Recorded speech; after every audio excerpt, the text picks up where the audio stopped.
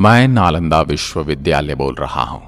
आज मैं आपको मेरा ऐसा गौरवशाली इतिहास बताने वाला हूं जिसके बारे में आज की पीढ़ी कम ही जानती है। हां, मैं वही विश्वविद्यालय हूं जो एशिया की सबसे बड़ी यूनिवर्सिटी हुआ करता था। लेकिन एक नरभक्षी, पागल, राक्षस, क्रूर और सन की तुर्की शासक बख्तियार खिलजी ने मुझे और मेरे पुस्तक भंडार को जलाकर राख कर दिया था। महीनों तक मैं जलता रहा, किसी ने मेरी सुध नहीं ली। मैं सबसे पहले मुझे जलाने वाले के बारे में बताऊंगा, उसके बाद मेरी खोज कैसे हुई, उसके बाद मैं अपनी बनावट बताऊंगा, उसके बाद मैं आपको मेरी अलग अलग विशेषताओं से अवगत कराऊंगा, और सबसे पहले मैं नालंदा को क्यों तहस नहस किया गया वो बताता हूं। मेरी कहानी सुनोगे तो भारत के लाडलों, तो आपकी आंखें भी भीग जाएंगी। क्रंदन भरी आंखें और रुंधे हुए गले के साथ मैं आज सुनाता हूं मेरी कहानी। मेरे प्रांगण में 10,000 से ज्यादा विद्यार्थी पढ़ा करते थे और उनको पढ़ाने के लिए 1600 से अधिक पंडित आचार्य हमेशा मौजूद थे। एक समय की बात है, बख्तियार खिलजी नाम के क्रूर लुटेरे और मूर्ति पूजकों के विरोध की तबीयत खराब हो गई। किसी गंभीर बीमारी ने उसे जकड़ लिया था। उसने अपने नीम हकीमों से बहुत इलाज करवा लिया, लेकिन उसकी तबीयत ठीक नहीं हुई। उस समय एक यात्री मेरे प्रांगण में घूमते हुए सभी विषय पर पढ़ने वाले आचार्यों से भेंट करते हुए मोहम्मद बख्तियार खिलजी के राज्य में जा पहुंचा। वहां उसे पता चला कि वो अभी बीमार है तो मिल नहीं सकता। उस यात्री के विशेष आग्रह पर बख्तियार खिलजी मिलने के लिए तैयार हुआ।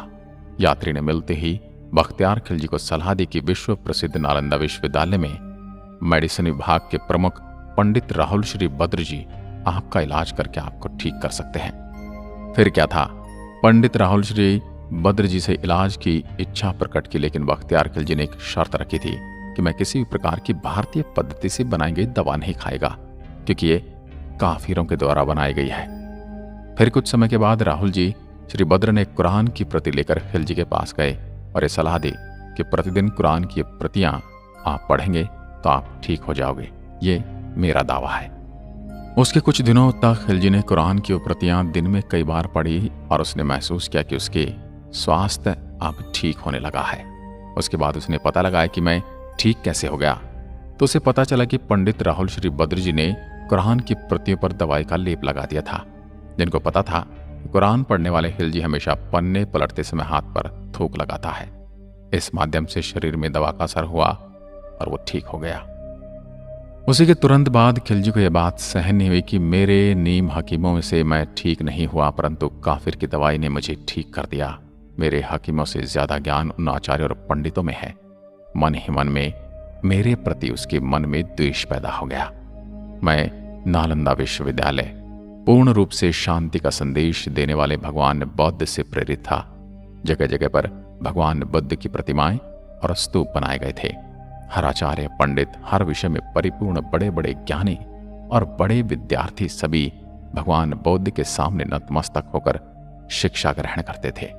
ये बात खिलजी को सहन नहीं हुई, क्योंकि वो एक मूर्ति भंजक था। मूर्ति पूजकों को मारना वो अपना धर्म समझता था और एक मूर्ति पूजक द्वारा इसका इलाज करके ठीक करना उसे अपने धर्म की तौहीन नजर आई। फिर अचानक एक दिन मैंने असंख्य घोड़ों के पैरों की टाप सुनी।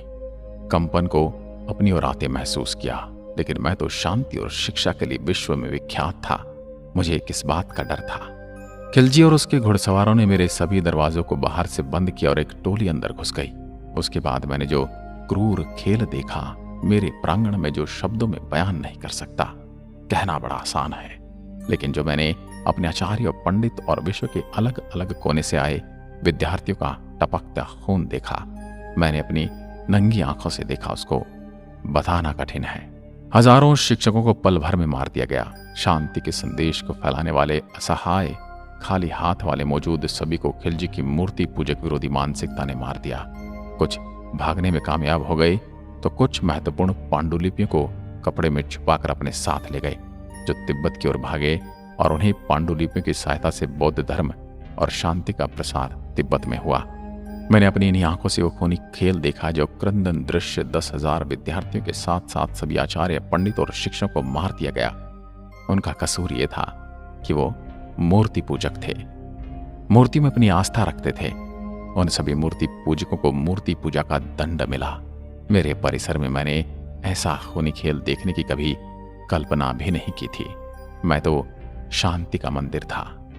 जब सभी मूर्ति पूजकों को मार दिया गया तो खिलजी ने आदेश दिया कि मेरे पूरे परिसर को आग लगा दी जाए, मुझे खंडित करके तहस नहस कर दिया जाए। मेरे बच्चों, अगर मुझ में प्राण होते तो मैं चल फिर सकता तो सभी रिसर्च पेपर को छुपा देता, ताकि मेरी आने वाली पीढ़ी हजारों सालों की मेहनत को पढ़कर फिर से ज्ञान प्राप्त कर सके। लेकिन मैं ये कर न सका। मुझे सबसे अधिक पीड़ा उस समय हुई जब मेरे परिसर में मौजूद पुस्तकालय में आग लगा दी गई। मेरे बच्चों, उस पुस्तकालय में भारत का भविष्य था। धू धू कर जलते हुए मेरे परिसर में मौजूद तीनों पुस्तकालय की इमारत देखकर मैं खुद को रोक न सका और जोर जोर से चिल्लाकर रोने लगा। लेकिन मेरी कोई सुनने वाला न था।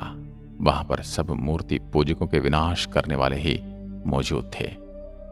मुझे और मेरे परिसर को भी मूर्ति पूजकों के साथ मूर्ति को सहेज कर रखने का दंड मिला। मैं पूरी तरह धू धू कर जलता रहा और मैंने आंखें बंद कर ली। पूरे 6 महीने तक मेरी विश्वविख्यात पुस्तकालय में आग जलती रही और भारत का भविष्य जलते हुए मैंने उसके ताप को महसूस किया। पूरी तरह से तहस नहस वीरान खड़ा में कई शताब्दियों के धूल मिट्टी में से आंखों से ओझल हो गया। मेरा खंडहर रूप देह जो बचा था वो धूल और मिट्टी के नीचे दब गया और अंदर ही अंदर अपने वजूद को मिटते हुए अंधकार में दिन बीतने लगे। फिर एक दिन ऐसा आया जब मेरी खोज करने वाले एक अंग्रेज अफसर को 19वीं सदी में एक चाइनीज यात्री की डायरी मिली, जिसमें उस यात्री ने मेरे बारे में कुछ लिखा था। एक दिन वो अंग्रेज अफसर डायरी में लिखे हुए पते पर पहुंचा तो उसे ऐसा कोई सबूत नहीं मिला, लेकिन वहीं टहलते उसे कुछ 5वीं शताब्दी की ईंटों के अवशेष मिले। उसने हल्का अपने ही हाथों से खरोच कर देखा तो नीचे एक के ऊपर एक ईंटों से सजी हुई दीवारें महसूस हुई। फिर कुछ दिनों पश्चात उसने उस जगह पर खुदाई करके मेरे पूरे अवशेष को दुनिया के सामने लाया। उस चाइनीज ने डायरी में लिखे यात्रा के विवरण के अनुसार नालंदा विश्वविद्यालय में 1500 शिक्षकों के साथ 10,000 से भी ज्यादा विद्यार्थी अध्ययन करते थे। लगभग 108 विषय पर मेरी प्रांगण में पढ़ाई करते थे विद्यार्थी। विश्व के कोने कोने से आने वाले विद्यार्थियों के अलावा अलग अलग भाषाओं में पढ़ाई की व्यवस्था की गई थी। 100 से ज्यादा भवन और इमारतें बनी हुई थी। हर भवन में कुएं की व्यवस्था थी। जगह जगह स्टडी हॉल, जगह जगह पढ़ने का प्रांगण, प्रार्थना का प्रांगण और रहने की व्यवस्था थी। रहने के लिए प्रत्येक विद्यार्थी के लिए अलग अलग कमरे बने हुए थे। हर कमरे में रोशनी की व्यवस्था थी। उस समय भी जब दुनिया में लाइट यानी इलेक्ट्रिसिटी नहीं थी तो दिए के लिए जगह बनी हुई थी। कई देशों के विद्यार्थी मेरे प्रांगण में पढ़ने आते थे। उसी डायरी के अनुसार 10 विद्यार्थियों में से सिर्फ 3 विद्यार्थी मेरे प्रांगण में पढ़ने योग्य माने जाते थे। अर्थात जो भी विद्यार्थी मेरे यहाँ पढ़ने के इच्छुक होकर आते थे उनका एक साक्षात्कार होता था। 10 विद्यार्थियों में से सिर्फ 3 ही प्रवेश पा सकते थे। 10 किलोमीटर लंबी और 5 किलोमीटर चौड़ी परिधि के अंदर मेरा निर्माण था। आज भी विश्व में ऐसा कोई विश्वविद्यालय नहीं है जो मेरी टक्कर ले सके। 19वीं सदी में मेरा 5% भाग ही खुदाई करके निकाला गया। उसके बाद खुदाई बंद कर दी गई। लेकिन फिर दौर आया नरेंद्र मोदी जी का। उसके बाद 2016 में मेरी फिर से खुदाई प्रारंभ हुई। उसके बाद यूनेस्को द्वारा मेरे प्रांगण को विश्व धरोहर में शामिल किया गया।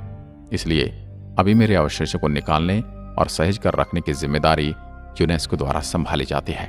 मुझे मुख्यतः 3 राजाओं ने मिलकर बनाया था। इसमें पहले राजा थे कुमारगुप्त, जो मगध के बहुत बड़े राजा थे। मगध की राजधानी राजगिरा होती थी, जो मेरे विश्वविद्यालय के प्रांगण से 15 किलोमीटर की दूरी पर स्थित थी। कुमारगुप्त ने 500 ईस्वी में नालंदा विश्वविद्यालय के रूप में मेरी स्थापना की थी। 5वीं सदी थी। आप जिस स्थान पर आज आए हैं वो लगभग 1600 वर्ष पूर्व एक विश्वविद्यालय हुआ करता था। फिर दूसरे थे कन्नौज के राजा हर्षवर्धन। उन्होंने मेरे प्रांगण की दूसरी मंजिल का निर्माण कराया लगभग 7वीं शताब्दी में, और मेरी ख्याति दूर दूर तक फैलने लगी। उसके पश्चात तीसरे थे राजा देवपाल, जो बंगाल के राजा 9वीं शताब्दी में आए और मुझे देखकर प्रसन्न हो गए। फिर उन्होंने मेरी ख्याति को और बढ़ाते हुए तीसरी मंजिल का निर्माण किया। फिर इस विश्वविद्यालय के नाम और उपनामों के पीछे 3 राज्यों का नाम सबके ऊपर लिखा जाता है, जिनमें गुप्त वंश, हर्ष वंश और पाल वंश। जो भी मेरे लिए ईश्वर रूप उन राजाओं के पद चिन्हों की आहट में सुन सकता हूं। मेरे यहाँ छात्रों के रहने के लिए 300 कक्ष बने थे, जिनमें अकेले या एक से अधिक छात्रों के रहने की व्यवस्था थी। 1 या 2 भिक्षु छात्र एक कमरे में रहते थे। कमरे छात्रों को प्रत्येक वर्ष उनकी अग्रिमता के आधार पर दिए जाते थे। इसका प्रबंधन स्वयं छात्रों द्वारा छात्र संघ के माध्यम से किया जाता था। यह विश्व का प्रथम पूर्णतः आवासीय विश्वविद्यालय था। इस विश्वविद्यालय में 3 श्रेणियों के आचार्य थे, जो अपनी योग्यता अनुसार प्रथम, द्वितीय और तृतीय श्रेणी में आते थे। नालंदा के प्रसिद्ध आचार्यों में शीलभद्र, धर्मपाल, चंद्रपाल, गुणमती और स्थिरमती प्रमुख थे। ह्युनसांग के समय इस विश्वविद्यालय के प्रमुख शीलभद्र थे, जो एक महान आचार्य, शिक्षक और विद्वान थे। प्रवेश परीक्षा अत्यंत कठिन होती थी और इसके कारण प्रतिभाशाली विद्यार्थी ही प्रवेश पा सकते थे। उन्हें 3 कठिन परीक्षाओं के स्तरों को उत्तीर्ण करना होता था। यह विश्व का प्रथम ऐसा दृष्टांत है। शुद्ध आचरण और संघ के नियमों का पालन करना अत्यंत आवश्यक था। यह महायान के प्रवर्तक नागार्जुन, वसुबंधु, असंग तथा धर्म कीर्ति की रचनाओं का सविस्तार अध्ययन होता था। वेद, वेदांत और सांख्य भी पढ़ाए जाते थे। व्याकरण, दर्शन, शल्य विद्या, ज्योतिष, योग शास्त्र तथा चिकित्सा शास्त्र भी पाठ्यक्रम के अंतर्गत थे। मेरी यानी नालंदा की खुदाई में मिले अनेक कांसे की मूर्ति के आधार पर कुछ विद्वानों का मत है कि कदाचित धातु की मूर्तियां बनाने का विज्ञान का भी अध्ययन होता था। यह खगोल शास्त्र अध्ययन के लिए एक विशेष विभाग था। छात्रों को किसी प्रकार की आर्थिक चिंता न थी। उनके लिए शिक्षा, भोजन, वस्त्र, औषधि और उपचार सभी निःशुल्क थे। राज्य की ओर से विश्वविद्यालय को 200 गांव दान में मिले थे, जिनसे प्राप्त आय और अनाज से उनका खर्च चलता था। विश्वविद्यालय परिसर के विपरीत दिशा में एक छोटा सा पुरातात्विक संग्रहालय बना है। इस संग्रहालय में खुदाई से प्राप्त अवशेषों को रखा गया है। उसमें भगवान बुद्ध की विभिन्न प्रकार की मूर्तियों का अच्छा संग्रह है। इनके साथ ही बुद्ध की टेराकोटा मूर्ति और प्रथम शताब्दी की 2 मर्तबान भी इस संग्रहालय में रखे हुए हैं। इसके अलावा इस संग्रहालय में तांबे की प्लेट, पत्थर पर खुदे अभिलेख, सिक्के, बर्तन तथा 12वीं सदी के चावल के जले हुए दाने रखे हुए हैं। बड़गांव नालंदा का निकटतम गांव है। यहाँ पर एक सरोवर और प्राचीन सूर्य मंदिर है। यह स्थान छठ के लिए विशेष प्रसिद्ध है। नालंदा से थोड़ी दूर पर सिलाव स्थित है, जो स्वादिष्ट मिठाई खाजा के लिए प्रसिद्ध है। इनके पास ही है राजगृह। मेरे प्रांगण में मौजूद पुस्तकालय पूरे 9 मंजिल बड़ा था, जिसको कुछ इस्लामिक आक्रमणकारियों ने जला दिया। और मेरे पुस्तकालय में 3 इमारतें हुआ करती थी। उनके नाम हुआ करते थे रत्नादि, रत्न सागर और रत्नी रजक। 12 शताब्दी में जब खिलजी की क्रूर और मूर्ति भंजक विरोधी मानसिकता ने मुझे तहस नहस कर दिया, मेरी विश्व प्रसिद्ध पुस्तकालय में आग लगा दी और मुझे 6 महीने तक धू धू कर जला दिया। मेरे देशवासियों, आपने उस लाइब्रेरी में क्या खोया वो आप अभी नहीं समझ सकते। हजारों वर्षों के शोध, लाखों पांडुलिपि, हजारों करोड़ों शोध के पेपर धू धू कर जल गए। 6 महीने इसलिए लग गए क्योंकि उस समय पेपर नहीं हुआ करते थे। अधिकांश पांडुलिपि और रिसर्च के डॉक्यूमेंट ताम्र पत्रों पर उकेरे जाते थे। पूरा पुस्तकालय के प्रांगण का नाम धर्मगंज हुआ करता था। मेरे यहाँ आने के लिए आपको हवाई मार्ग और सड़क मार्ग अथवा रेल मार्ग से यात्रा करनी पड़ेगी। हवाई मार्ग के लिए निकटतम एयरपोर्ट यहाँ से 89 किलोमीटर दूर निकटतम हवाई अड्डा पटना का जयप्रकाश नारायण हवाई अड्डा है।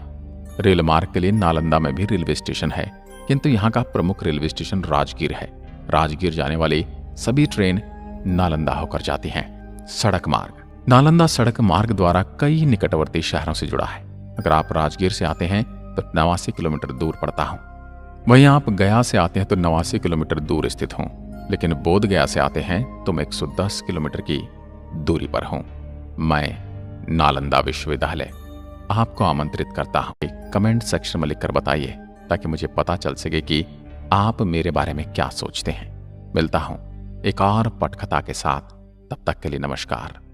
जय हिंद, जय भारत।